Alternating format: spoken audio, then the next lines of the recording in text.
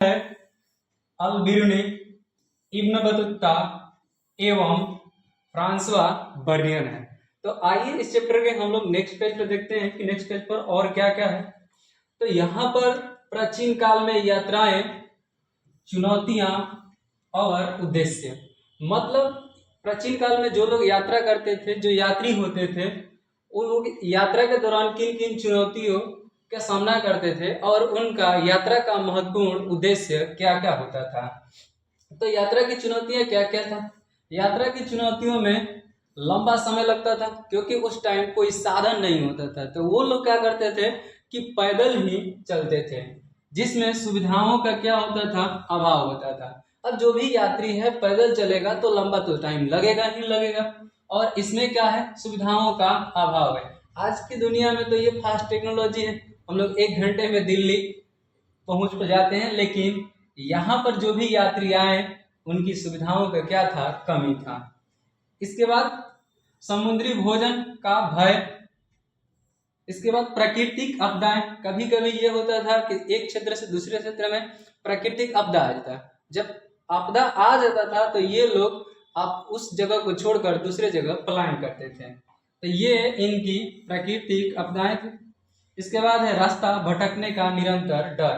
अब इनके पास में कोई टेक्नोलॉजी नहीं था, टेक्नोलॉजी नहीं था तो इनको अधिकांश जो होता था, जो यात्रा करते थे, वो मतलब रास्ता भटकने का उनको क्या रहता था, डर रहता था कि कहीं हम निकले कहीं और चल जाएंगे कहीं और। वैसे ही जैसे वास्को डिगामा और कोलंबस के साथ में हुआ था। कोलंबस को पहुंचना था इंडिया और वास्को डिगामा को पहुंचना था अमेरिका, लेकिन दोनों एक रास्ते से क्या हो गए, रास्ता भटक गए और दोनों दो साइड चले गए। यात्रा के मुख्य कारण क्या क्या था। तो यात्रा का करने का मुख्य कारण था रोजगार, काम की तलाश और नए अवसर। ये लोग यात्रा जब करते थे तो नए चीजों की खोज के लिए यात्रा करते थे, और साथ साथ धर्म प्रचार और ज्ञान की खोज। आप लोग जानते होंगे कि ये ज्ञान की खोज में नालंदा विश्वविद्यालय, जो हम लोगों का प्राचीन विश्वविद्यालय रहा है, जो बिहार से है, और बिहार में है तो ह्वेनसांग आया, फहियान आया, वैसे आकर नालंदा विश्वविद्यालय में अध्ययन भी किए हैं। तो इनका धर्म प्रचार और ज्ञान की खोज के लिए निकलते थे और प्राकृतिक आपदाओं से बचाव के लिए। तो ये इनकी यात्रा का मुख्य क्या होता था, कारण होता था। भारत की यात्रा करने वाले 3 मुख्य यात्री। पहला यात्री का नाम है अल बरूनी, ठीक है, 11वीं शताब्दी में इसने भारत की यात्राएं की। और दूसरा यात्री है इब्न बतूता। दूसरा यात्री कौन सा है, इब्न बतूता, इसने 14वीं सदी में भारत की यात्राएं की।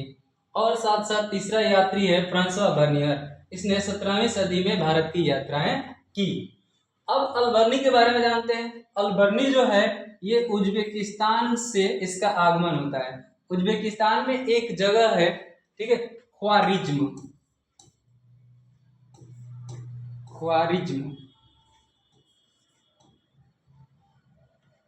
उज्बेकिस्तान का एक जगह है ख्वारिज्म, और वहीं पर अलबर्नी का क्या होता है, जन्म होता है। और वहीं पर यह रह रहा था, अचानक मोहम्मद गजनवी ने इस पर ख्वारिज्म पर आक्रमण किया और उसे बंदी बनाकर भारत लेकर चला आया। इसी क्रम में इसकी जो प्रसिद्ध, सबसे प्रसिद्ध रचना है, उस रचना का नाम है किताबुल हिंद। ये आपके एग्जाम में ऑब्जेक्टिव में सबसे ज्यादा बार पूछा जाता है कि किताब उल हिंद किसकी रचना है। किताब उल हिंद किसकी रचना है, ये है अलबर्नी। किसकी रचना है, अलबर्नी के, जिसने किसके साथ भारत आया, मोहम्मद गजनवी के साथ में ये भारत आया था। अब इसके बात करेंगे इब्न बतूता। अब इब्न बतूता का जन्म जो होता है वो अफ्रीका के मोरक्को में होता है। मोरक्को जो अफ्रीका महादेश के अंतर्गत आता है, और ये भारत में 14वीं शताब्दी अर्थात 1333 ईस्वी में यह भारत में आया। जब यह आया उस टाइम मोहम्मद बिन तुगलक का शासन हुआ करता था दिल्ली पर, और मोहम्मद बिन तुगलक इसे दिल्ली का क्या बना देता है, काजी यानी कि जज बना देता है। किसको, इब्न बतूता को। और इसकी प्रसिद्ध जो रचना है वो रचना कौन सा है, रिहला है। और रिहला से एक और प्रश्न बनता है। एक तो आपसे ये प्रश्न बनेगा कि रिहला की रचना किसने किया? रिहला की रचना किसने किया? तो रिहला की रचना किसने किया है? इब्न बतूता ने किया है। और इसी रिहला में सबसे अच्छा व्यवस्थाएं देखने को मिलता है वो है डाक व्यवस्थाएं, क्योंकि डाक व्यवस्थाओं का प्रचलन इसी रिहला में मिलता है कि भारत में किस प्रकार की डाक व्यवस्थाएं थी। तो ये भी प्रश्न पूछा गया है कि डाक व्यवस्था की जानकारी कौन सी पुस्तक देती है? तो कौन सी पुस्तक देती है? वो देती है रिहला। और अगले प्रश्न अगले की तरफ आएंगे तो ये है फ्रांसवा बर्नियर। यह फ्रांस का रहने वाला था और ये भी 17वीं सदी में भारत पहुंचा। और इसकी प्रसिद्ध जो रचना है वो है travels in the Mughal umpire, अर्थात जिस टाइम पर ये आया उस टाइम भारत में मुगलों का दौर रहा, मतलब बाबर, हुमायूं, अकबर इस तरह से शासन किया। और 17वीं सदी में शासन किया है तो ये शाहजहां के दरबार में आया था। और शाहजहां के बड़े पुत्र जो जेठ पुत्र है, ठीक है, दारा सिकोह, उसका इसने क्या किया? चिकित्सक भी रहा, मतलब ये डॉक्टर भी रहा है। अल-बिरनी जीवन और भारत आगमन। अल-बिरनी का जीवन और भारत आगमन। अल-बिरनी का जन्म होता है 973 ईस्वी में। अल-बिरनी का जन्म कब होता है? जो जन्म होता है वो कब होता है? 973 ईस्वी में। और यह बहुभाषी विद्वान था, मतलब कई भाषाओं का जानने वाला था, कई भाषाओं का जानने वाला था। और 1017 ईस्वी में इसने भारत पहुंचा और भारत में लगाव होने के कारण इसने 70 साल, अपने जीवन के 70 साल भारत में बिताए और गहन अध्ययन भी किया हुआ है। तो इसका जो जन्म होगा उज्बेकिस्तान के ख्वारिज्म, अर्थात ख्वारिज्म शिक्षा का बहुत बड़ा केंद्र था और वहीं पर इसका क्या होता है? अल-बिरनी का जन्म होता है। कई भाषाओं का ज्ञानी था, अरबी भाषा, सीरियाई भाषा, संस्कृत और हिब्रू भाषाओं का गहन अध्ययन और ज्ञानी था ये। कौन? अल-बिरनी। महमूद गजनवी के हमले के बाद बंधक के रूप में भारत लाया गया, अर्थात जब ये आया तो हाथ में पैकेट उकड़ कुल साथ में उसको लगाकर ले आया गया। आते हैं अगले प्रश्न की तरफ। अगले देखते हैं अगला क्या क्या है कि किताबुल हिंद अल-बिरनी की रचना है। हमने आपको पहले ही कहा है कि यह प्रश्न खूब पूछा जाता है कि अल-बिरनी की कौन सी रचना है? तो किताबुल हिंद। या पूछा जाता है किताबुल हिंद की रचना किसने किया? किसने किया है? अल-बिरनी ने किया है। और इस किताब की विशेषता क्या है कि यह सरल भाषा और संरचना, भाषा और संरचना मतलब भाषा जो है ना अरबी भाषा में लिखी गई है। रचित पुस्तक कुल 80 अध्याय है। सरल एवं स्पष्ट अध्याय कितने हैं? 80। आपसे ये सिंपल आपको ध्यान में रखना है कि जो ये किताब है इसमें कुल 80 अध्याय है। अब इस अध्याय में जो पहला अध्याय का जो पेज खुलता है, पहला पार्ट का, उसमें सबसे पहले एक प्रश्न होता था। एक प्रश्न की शुरुआत हमेशा एक प्रश्न के साथ होता था, जो पहली चैप्टर का ही शुरुआत पहला प्रश्न होता था। इसके बाद देखेंगे कि भारतीय व्यवस्था के आधार पर उसका विस्तृत उत्तर होता था। तो ये जो भी आपके सामने ये दिखाई दे रहा है कि एक प्रश्न आएगा अध्याय में और उसका उत्तर दिया जाएगा। उत्तर किस रूप में दिया जाएगा? भारतीय व्यवस्था के आधार पर उसका पूरा ब्यौरा दिया जाता था। और बात करेंगे अगले पॉइंट की, तो अगला पॉइंट ये है कि सांस्कृतिक तुलना अन्य संस्कृतियों की कलाकृतियों से तुलना की जाती थी। मतलब भारतीय संस्कृति की तुलना और जहां से यह पहुंच कर आया था उनको दोनों के बीच में क्या किया जाता था? तुलना किया जाता था। विषय वस्तु क्या रहा है? तो धर्म दर्शन है, भारतीय संस्कृति है, भाषा है, कला है, त्योहार है और साथ साथ चिकित्सक। यहाँ तक कि अपनी ये पुस्तक में दंत चिकित्सक का भी वर्णन किया हुआ है। किसका वर्णन किया हुआ है? ठीक है, दंत चिकित्सक का वर्णन किया हुआ है। दंत चिकित्सक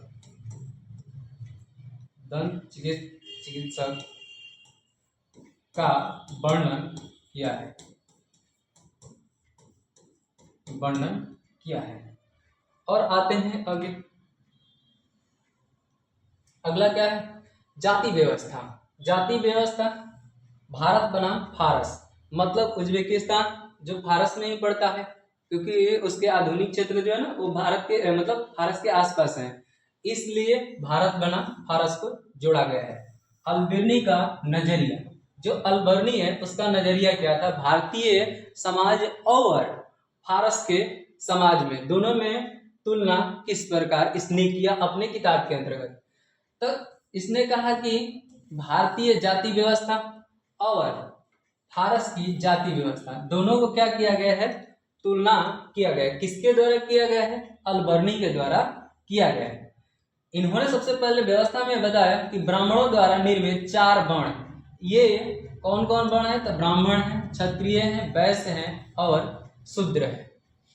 ब्राह्मण, क्षत्रिय, वैश्य और शूद्र है। ये अपनी किताब में लिखा कि ब्राह्मणों द्वारा निर्मित 4 वर्ण, ब्राह्मण, क्षत्रिय, वैश्य और शूद्र। यह व्यवस्था पूर्णतः जन्म पर आधारित थी, अर्थात पीढ़ी दर पीढ़ी निर्धारित होती थी। मतलब वैसे ही जाति व्यवस्था जो आज के वर्तमान के समय में जाति व्यवस्था है, वैसे ही पहले भी व्यवस्थाएं थी। ये सारे के सारे जाति व्यवस्था का वर्णन ब्राह्मणों द्वारा ही किया गया है और ब्राह्मणों ने 4 वर्णों का उदय किया, ब्राह्मण, क्षत्रिय, वैश्य, शूद्र, जो जन्म से आधार पर है, जो जिस जाति में रहेगा उसी जाति में रहेगा। तो मतलब प्रारंभिक में ये 4 वर्ण थे, जिसका जन्म ब्राह्मण कुल में हो गया वो ब्राह्मण ही रहेगा, जिसका क्षत्रिय में हो गया वो क्षत्रिय रहेगा, जो वैश्य में है वो वैश्य में, और जिसका जन्म शूद्र में है वो निचले कोटि के रहते हैं। तो इसमें से सबसे उच्च जो वर्ण था वो ब्राह्मण था, और जो सबसे निम्न वर्ण था वो था शूद्र, सबसे निचली जो जाति थी। इसके बाद फारस की जाति व्यवस्था में, फारस की जाति व्यवस्था इस प्रकार नहीं थी। 4 वर्ण, घुड़सवार, शासक, भिक्षु, पुरोहित, चिकित्सक, वैज्ञानिक, शिल्पकार, अर्थात जो फारस की जाति व्यवस्था थी इसमें आपको 4 वर्ग तो मिलेगा, लेकिन किस तरह से मिलेगा, घुड़सवार, शासक, भिक्षु, पुरोहित, चिकित्सक, वैज्ञानिक और शिल्पकार, जो हाथ से अपने काम उम करते हैं उनको क्या कहा जाता है, शिल्पकार कहा जाता है। यह व्यवस्था व्यक्ति द्वारा किए जा रहे कार्य पर आधारित है, जो व्यक्ति जो कार्य कर रहा है उसी पर यह आधारित होता था। अब यहाँ पर एक पॉइंट हम लोग देखें, अलबर्नी की आलोचना। अब जो अलबर्नी की आलोचना है वो किस आधार पर किया गया है, जातिगत विभाजन हर जगह था, जातिगत विभाजन हर जगह था, लेकिन भारत की व्यवस्था अत्यंत कठोर और भेदभाव पूर्ण थी। उन्होंने अस्पृश्यता अर्थात छुआछूत, अपवित्रता की व्यवस्था की धारणा को पूर्ण रूप से गलत और प्रकृति के विरुद्ध बताया था। अर्थात ये अपनी पुस्तक में क्या किया है, आलोचना किया है, भारतीय जातिगत व्यवस्था की आलोचना किया था कि भारत में जो जाति व्यवस्था है अत्यंत कठोर और क्या है, भेदभाव पूर्ण है। इसमें क्या क्या आप लोगों को मिलेगा, तो अस्पृश्यता है, अपवित्रता अर्थात जिसको हम लोग छुआछूत भी बोलते हैं, कि अवधारणा को पूर्ण रूप से गलत और प्रकृति के क्या बताया, विरोध बताया। आगे हम लिखते हैं अगला, इब्न बतूता एक हठीला यात्री था, एक हठीला यात्री था। हठीला वही जो अपने जिद पर अड़ जाता है कि नहीं हमको वो करना है तो करना है, ये उसी में का उसी मतलब उसी प्रकृति के था ये हठीला व्यक्ति। आरंभिक जीवन देखेंगे तो 1304 ईस्वी में मोरक्को अफ्रीका के टेजीर में जन्म हुआ और कम उम्र में ही शास्त्रीय शिक्षा प्राप्त किया। मतलब ये भी शिक्षा का महत्वपूर्ण मतलब ज्ञाता हम लोग उसको कह सकते हैं कि इसके भी शिक्षा की अपार संभावनाएं थी और अधिकांश ये शिक्षा के क्षेत्र में आगे गया था, उस टाइम बहुत उच्च शिक्षा हासिल किया हुआ है। इसके बाद हम लोग देख लिए कि इसका प्रारंभिक जीवन अर्थात 1304 ईस्वी में इसका क्या होता है, जन्म होता है, अफ्रीका के टेजीबियर में इसका जन्म होता है। अब कहाँ से और किस तरह से ये भारत पहुंचा है, तो 1333 का टाइम है। कब, 1333 ईस्वी का टाइम है जब यह भारत पहुंचता है। कहीं ना कहीं ये दिया गया हो, अगले पॉइंट में हम लोग देखेंगे। सुल्तान से भेंट, मोहम्मद बिन तुगलक उनके ज्ञान से प्रभावित हुआ और उन्हें दिल्ली का काजी अर्थात न्यायाधीश नियुक्त किया।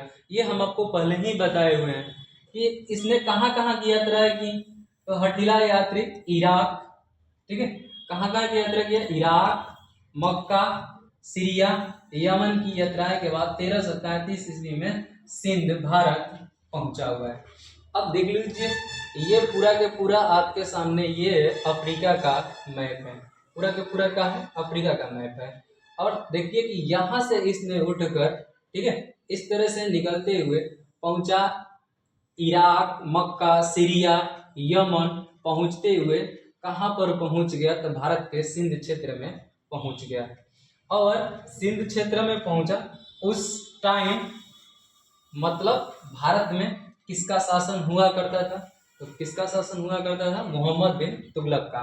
और 1337 ईस्वी में इसने सुल्तान से भेंट किया और भेंट करने के उपरांत इसे मोहम्मद बिन तुगलक ने क्या बना दिया, काजी बना दिया, न्यायाधीश बना दिया। आइए अगले पॉइंट को हम लोग देखें, राजदूत एवं रचना। सुल्तान द्वारा मंगोल शासक चीन के पास राजदूत बनाकर भेजे गए। मतलब सीधा हम लोग कहें ना, तो ये जो मोहम्मद बिन तुगलक था, मोहम्मद बिन तुगलक इसको बना देता है अपना राजदूत और इसको भेज देता है कहाँ पर, तो इसको चीन भेज देता है।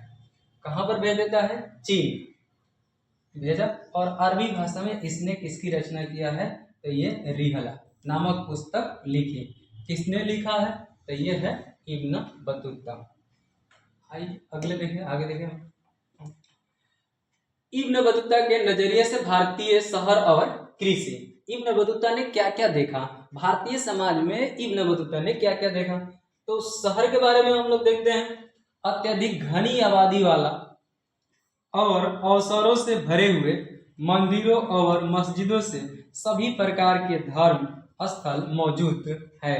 ये किसने देखा हुआ है, तो इब्न बतूता ने देखा और इसका वर्णन रिहला में किया हुआ है। अत्यधिक घनी आबादी वाले और अवसरों से भरे हुए मंदिरों और मस्जिदों में सभी प्रकार के धर्म स्थल मौजूद थे। यह बात इंडिया के विषय में बता रहा है, कौन बता रहा है, इब्न बतूता। कृषि के बारे में इसने क्या बताया, भूमि अत्यधिक उपजाऊ थी जिसके कारण वर्ष में 2 बार कृषि की जाती थी। पश्चिमी क्षेत्रों में कृषि उपज सबसे ज्यादा थी और जो भारत के पश्चिमी हिस्से हैं उस क्षेत्र में कृषि की ज्यादा उपज थी। तो यह किसके बारे में बता रहा है, भारत के विषय में बता रहा है कि भारत में कृषि क्षेत्र कैसे थे। तो भूमि अत्यधिक उपजाऊ थी जिसके कारण वर्ष में 2 बार कृषि की जाती है और पश्चिमी क्षेत्र में कृषि की उपज सबसे ज्यादा थी। और हम लोग अगले पॉइंट को देखें, व्यापार के रूप में इसने किस तरह से वर्णन किया, तो भारतीय रेशम, जरी और मलमल की विश्व स्तर पर अत्यधिक मांग की थी। मलमल इतना महंगा था कि इसे केवल अमीर व्यक्ति ही पहन सकते थे।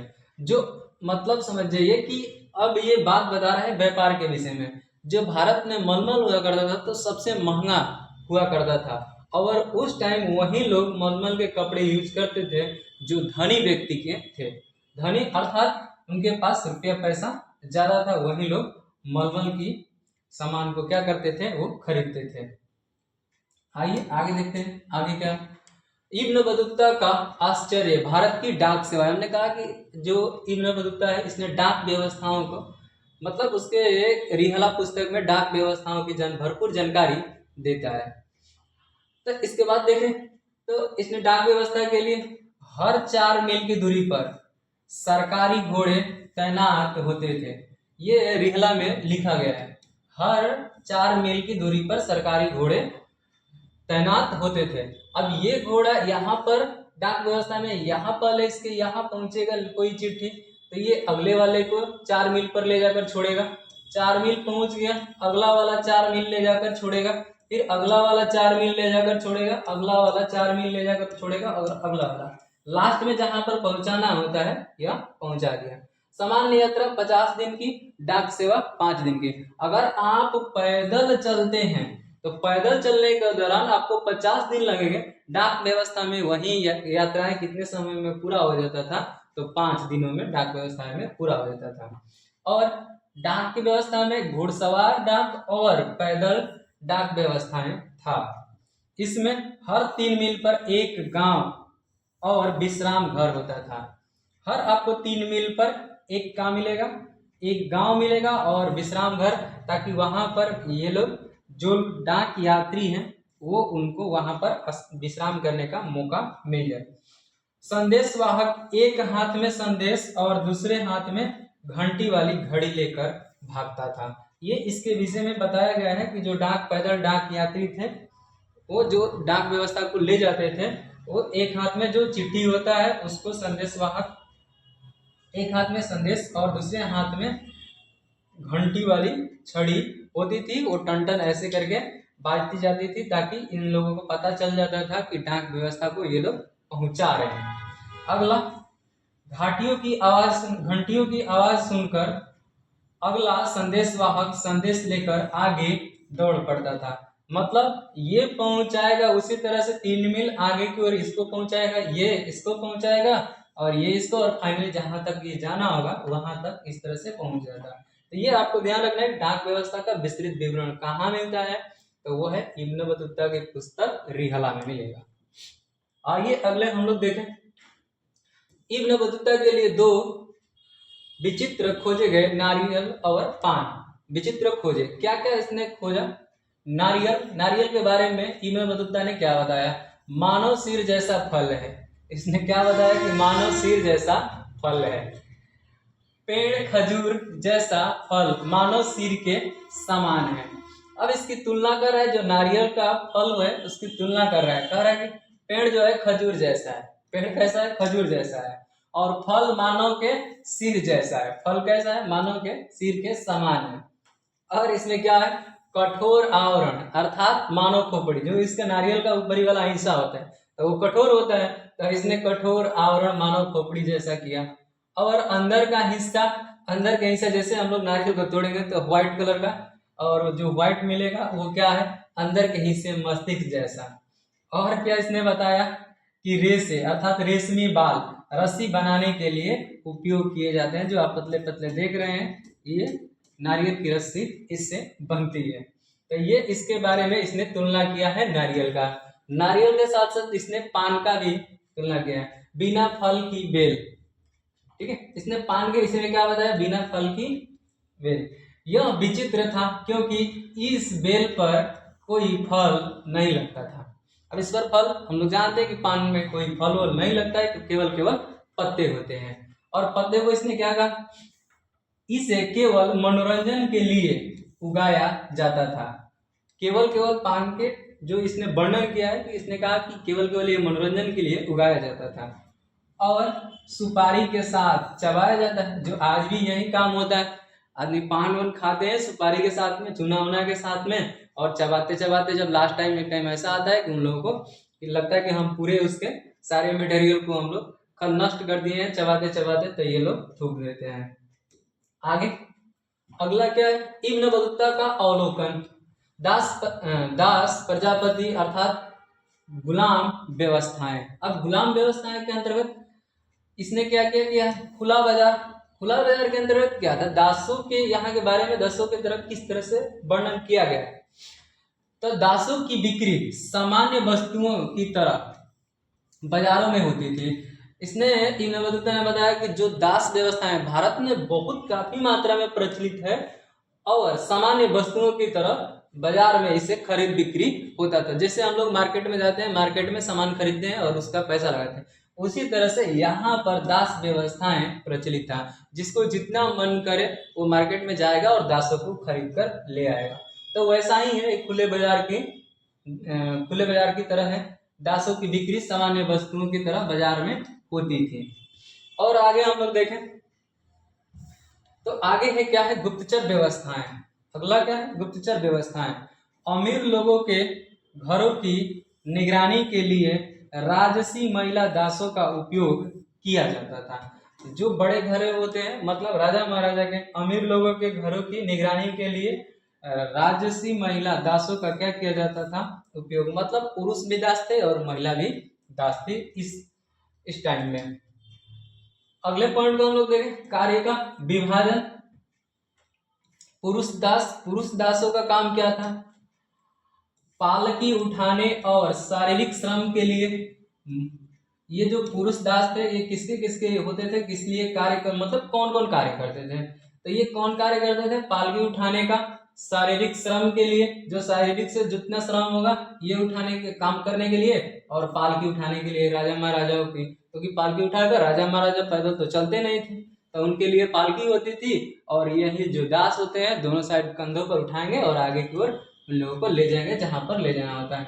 महिला दास केवल घरेलू कार्य के लिए होती थी, संगीत, नृत्य, कला, अर्थात इनको नृत्य कला भी इनसे करवाया जाता था जो महिला दास होती है। और उसके बाद में उपहार के रूप में दास, मतलब अब आगे हम लोग देखें, अगला क्या है, मोहम्मद बिन तुगलक ने एक उपदेशक को 1,00,000 मुद्राएं और 200 दास उपहार में दिए। ये हम लोगों को कहाँ मिलेगा, सब कुछ रिहला के अंतर्गत मिलेगा, क्योंकि उसी का ये विवरण है, यात्रा वृत्तांत है। तो इसमें बताया गया कि मोहम्मद बिन तुगलक ने एक उपदेशक को 1,00,000 मुद्राएं और 200 दास उपहार में दिए। स्वयं इब्न बतूता ने सुल्तान को घोड़े और दास भेंट किए थे, मतलब जो इब्न बतूता ने सुल्तान को घोड़े और दास को भेंट किए थे, इब्न बतूता भी है, सुल्तान को क्या दिया, घोड़ा दिया और दास भेंट किए थे। आगे हम लोग आगे की ओर देखें, आगे क्या है, तो अगला है फ्रांसवा बर्नियर के बारे में। फ्रांसवा बर्नियर फ्रांसीसी चिकित्सक और क्या था, इतिहासकार था। इसके परिचय क्या है, परिचय में है कि 1620 ईस्वी में फ्रांस में जन्म हुआ। कहां पर जन्म हुआ है, फ्रांस में। सिद्धांतवादी, इतिहासकार, अध्यात्म और चिकित्सक था। मेनली आपको कहां पर फोकस करना है, तो ये पूरी तरह से चिकित्सा पर फोकस करना है। भारत में कार्यकाल, तो ये कब से कब तक रहा है, तो 1656 से 1668 ईस्वी तक इसने भारत में रहा। फ्रांसवा बर्नियर 12 वर्षों तक भारत में रहे और शाहजहां के बड़े बेटे सिको के डॉक्टर के रूप में कार्य किया। तो ये भी प्रश्न कई बार पूछा गया है कि दारा सिको का जो ना चिकित्सक कौन था, तो कौन था, फ्रांसवा बर्नियर था। और जो इसकी मुख्य पुस्तक है वो पुस्तक कौन सी है, stores in the Mughal empire. याद रखना है, बहुत ही इंपॉर्टेंट क्वेश्चन है भैया। Stores in the Mughal empire, travel in the Mughal empire, ये इसका इंग्लिश है। ये कई बार एग्जाम में पूछा गया है कि यह किसकी पुस्तक है, तो आपको ध्यान रखना है ये फ्रांसवा बर्नियर की पुस्तक है। और इसने अपने दृष्टि के अनुसार से आलोचनात्मक दृष्टिकोण, अर्थात भारत की जो व्यवस्थाएं हैं, भारत की व्यवस्थाओं को इसने आलोचनात्मक दृष्टि से देखा। क्या देखा, उन्होंने लगातार भारतीय व्यवस्था की आलोचना की और इसे पश्चिमी देशों से कमतर बताया। मतलब भारतीय व्यवस्था और यूरोपीय व्यवस्था, यूरोपियों को उसने ऊंचा दिखाया और फ्रांस जो भारत के लोग हैं उनको यह क्या दिखाया, नीचा दिखाया हुआ है।